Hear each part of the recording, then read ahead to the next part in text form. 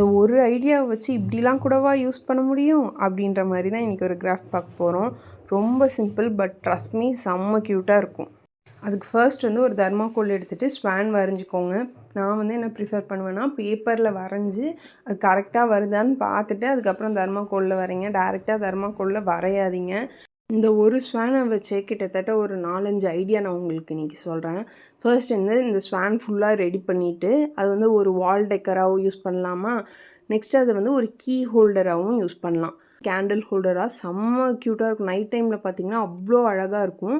நான் candle holder ready பண்ணி என்னோடய இன்னொரு சேனலான பிளிஸ்ஃபுல் கிரியேச்சர்ன்ற சேனலில் அது வந்து ஒரு ஷார்ட்ஸாக அப்லோட் பண்ணியிருக்கேன். போய் மறக்காமல் பாருங்கள். அந்த சேனலுக்கும் சப்போர்ட் கொடுங்க.